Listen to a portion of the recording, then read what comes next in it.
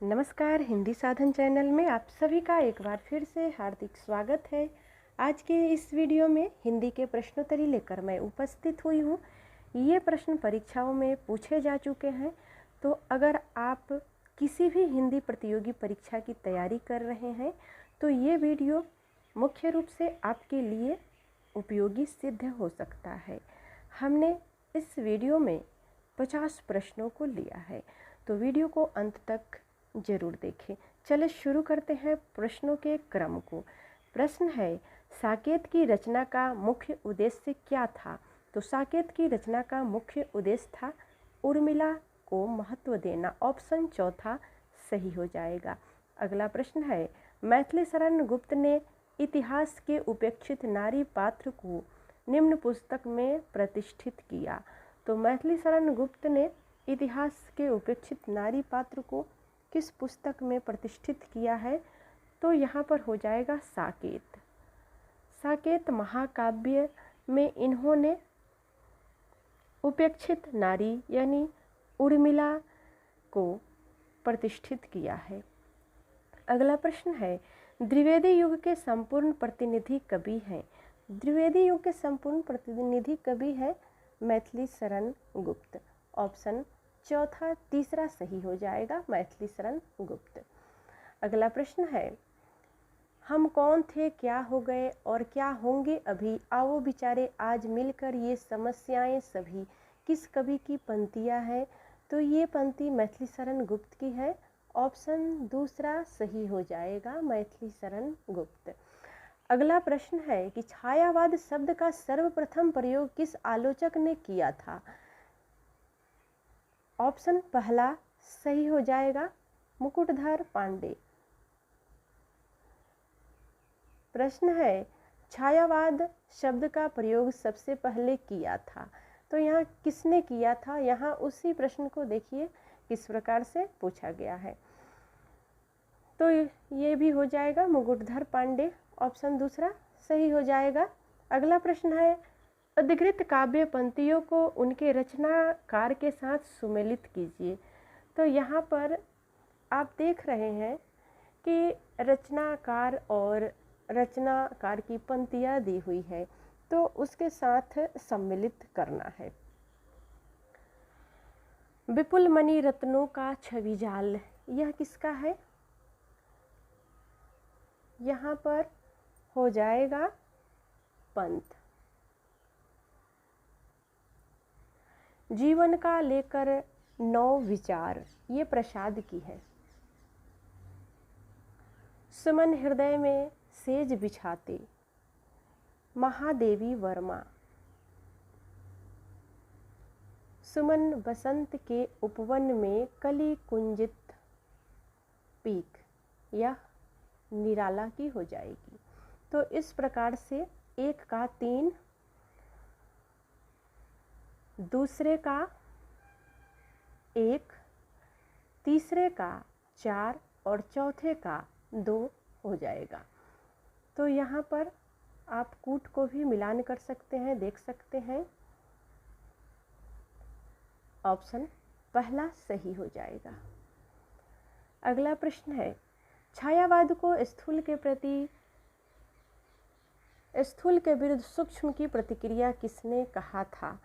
तो देखिए यहाँ पर प्रश्न संख्या 109, प्रश्न संख्या यहाँ पर मिट गया है, जिसमें पूछा जा रहा है कि छायावाद को स्थूल के विरुद्ध सूक्ष्म की प्रतिक्रिया किसने कहा था? तो यह प्रश्न ही त्रुटिपूर्ण है, क्योंकि नगेंद्र ने कहा था कि छायावाद स्थूल के प्रति सूक्ष्म का विरुद्ध है। तो इस प्रकार से यह प्रश्न ही गलत हो जाएगा। अगला प्रश्न है प्रश्न संख्या 110, परमात्मा की छाया आत्मा में और आत्मा की छाया परमात्मा में पड़ने पर छायावाद की सृष्टि होती है, यह कथन किसका है? तो यह जो कथन है वो राम कुमार वर्मा का कथन है, डॉक्टर राम कुमार वर्मा। चौथा ऑप्शन सही हो जाएगा। अगला प्रश्न है, आचार्य रामचंद्र शुक्ल के अनुसार छायावाद में प्राप्त होने वाली प्रतीक शैली पर किस साहित्य का प्रभाव है? तो फ्रांसीसी शैली का प्रभाव है। ऑप्शन दूसरा सही हो जाएगा, फ्रांसीसी शैली। अगला प्रश्न है, छायावाद बड़ी सहृदयता के साथ प्रभाव साम्य पर ही विशेष लक्ष्य रखता है। छायावाद के संबंध में यह कथन किसका है? तो यह कथन आचार्य रामचंद्र शुक्ल का है। ऑप्शन पहला सही हो जाएगा। अगला प्रश्न है, छायावादी युग का प्रवर्तक किसे कहा जाता है? तो छायावादी युग का प्रवर्तक जयशंकर प्रसाद को कहा जाता है। ऑप्शन पहला सही हो जाएगा। अगला प्रश्न है, छायावाद की पहली रचना मानी जाती है। तो छायावाद की पहली रचना कौन सी मानी जाती है? तो यहाँ पर झरना हो जाएगा। ऑप्शन चौथा झरना। अगला प्रश्न है, इन कवियों को आरोही क्रम में व्यवस्थित करें। तो कवियों को आरोही क्रम में व्यवस्थित करना है, जिसमें प्रसाद, निराला, पंत, महादेवी वर्मा ये कवियों की व्यवस्थित क्रम है। ऑप्शन दूसरा सही हो जाएगा। अगला प्रश्न है, आधुनिक काल के किस काव्य धारा में रहस्यवाद की भावना पाई जाती है? तो रहस्यवाद की भावना किस काल में पाई जाती है? ऑप्शन दूसरा सही हो जाएगा, छायावाद। अगला प्रश्न है, छायावाद की निम्नलिखित विशेषताएं हो सकती है। तो छायावाद की विशेषताएं हो सकती है, विशेष विपर्य, स्वच्छंद भावावेश, मूर्ति विधान। तो इस प्रकार से ऑप्शन 1, 2 और 3, 1, 2 और 3 विकल्प ए सही हो जाएगा।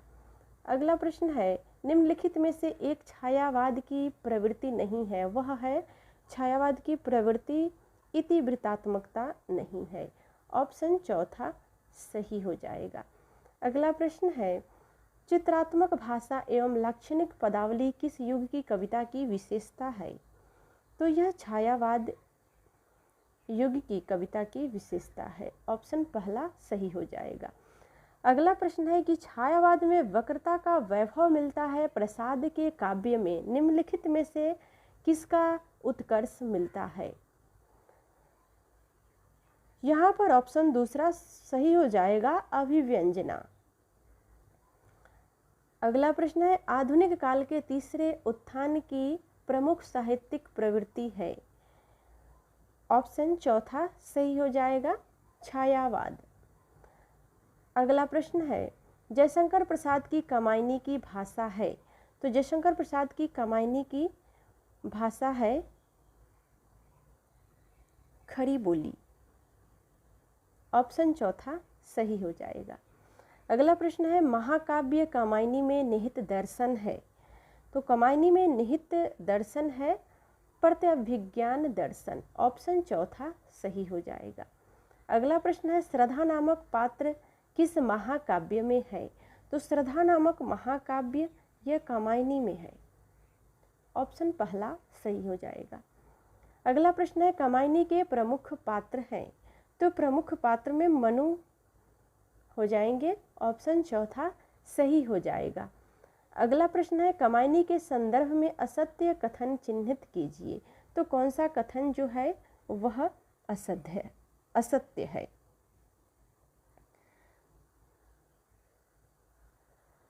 तो यहाँ पर जितने भी ऑप्शन दिए हुए हैं तो सभी ऑप्शन त्रुटिपूर्ण है। तो इस प्रकार से इस प्रश्न का ऑप्शन ही त्रुटिपूर्ण हो जाएगा। तो असत्य कथन चिन्हित करना था, जिसमें से ये प्रश्न को आयोग ने कैंसिल कर दिया था। अगला प्रश्न है, कामायनी में कुल कितने सर्ग हैं? तो कामायनी में 15 सर्ग है। ऑप्शन चौथा सही हो जाएगा। अगला प्रश्न है, कामायनी का 9वां सर्ग कौन सा है? तो कामायनी का 9वां सर्ग है वह है एरा। ऑप्शन तीसरा सही हो जाएगा। अगला प्रश्न है असत्य कथन को चिन्हित कीजिए। असत्य कथन है इसमें से अंधेरे में कविता चांद का मुंह टेढ़ा में संकलित नहीं है। तो ये असत्य कथन हो जाएगा क्योंकि अंधेरे में कविता चांद का मुंह टेढ़ा में संकलित है। अगला प्रश्न है कामायनी को छायावाद का उपनिषद किसने कहा है।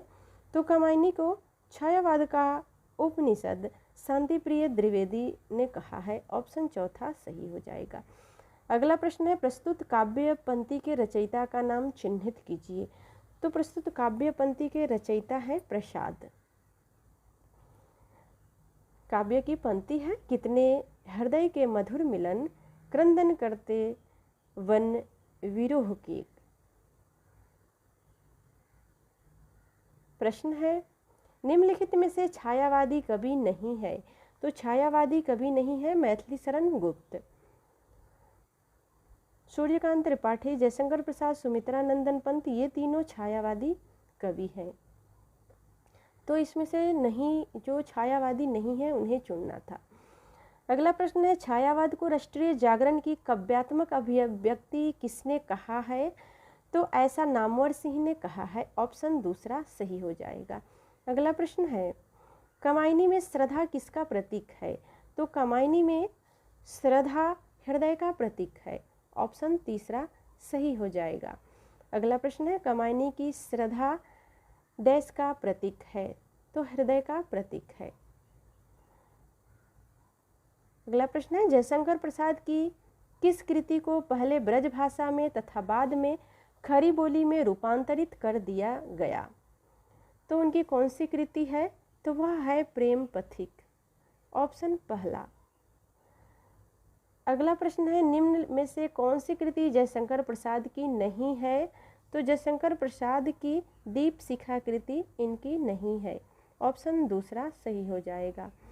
अगला प्रश्न है सन 1918 में प्रकाशित जयशंकर प्रसाद के काव्य संकलन झरना में कितनी कविताएं थी। तो झरना में देखिए यहाँ पर कहीं कहीं 24 होता है और कहीं कहीं 18 होता है। तो दोनों ऑप्शन है इसलिए हम 24 को ही मान रहे हैं। अगला प्रश्न है आंसू है। तो आंसू जयशंकर प्रसाद का है। तो यह क्या है।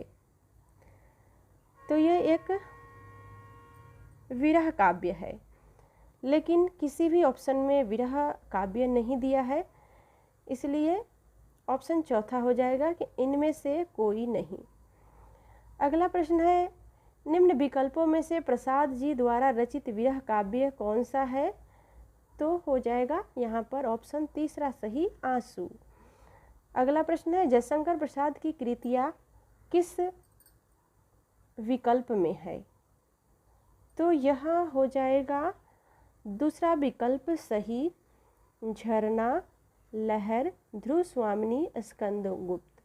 तो ये जयशंकर प्रसाद की कृति है। अगला प्रश्न है निम्नलिखित में से किस कृति के लेखक जयशंकर प्रसाद नहीं है। तो जयशंकर प्रसाद किस कृति के लेखक नहीं है। ऑप्शन तीसरा सही हो जाएगा चारुचंद्र लेख। चारुचंद्र लेख जयशंकर प्रसाद का नहीं है, यह हजारी प्रसाद द्विवेदी की रचना है। अगला प्रश्न है निम्नलिखित में से कौन सी रचना महादेवी वर्मा की नहीं है। तो महादेवी वर्मा की रचना नहीं है। कौन सी रचना। आंगन के पार द्वार। ऑप्शन तीसरा सही हो जाएगा आंगन के पार द्वार। यह रचना सच्चिदानंद हीरानंद वत्स्यायन अज्ञेय की रचना है और जो 3 रचना है ये महादेवी वर्मा की है।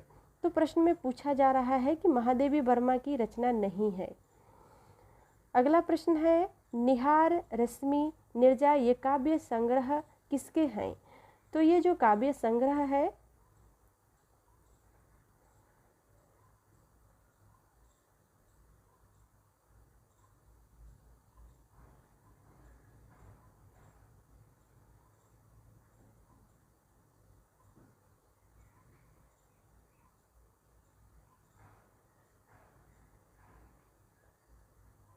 तो ये काव्य संग्रह महादेवी वर्मा की हो जाएंगी। अगला प्रश्न है, निम्नलिखित में से कौन सा काव्य संग्रह महादेवी वर्मा का नहीं है? तो महादेवी वर्मा का कौन सा काव्य संग्रह है जो नहीं है? तो पल्लव, ऑप्शन चौथा सही हो जाएगा, पल्लव। यह महादेवी वर्मा का नहीं है। अगला प्रश्न है, निहार की रचना किसने की है?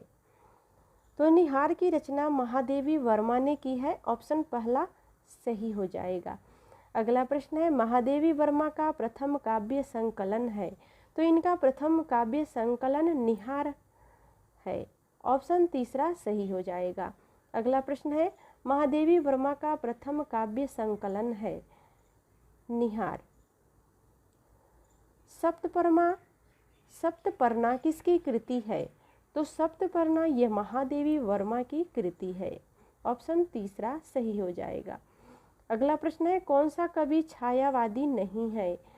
तो जायसी छायावादी कवि नहीं है, चौथा ऑप्शन सही हो जाएगा।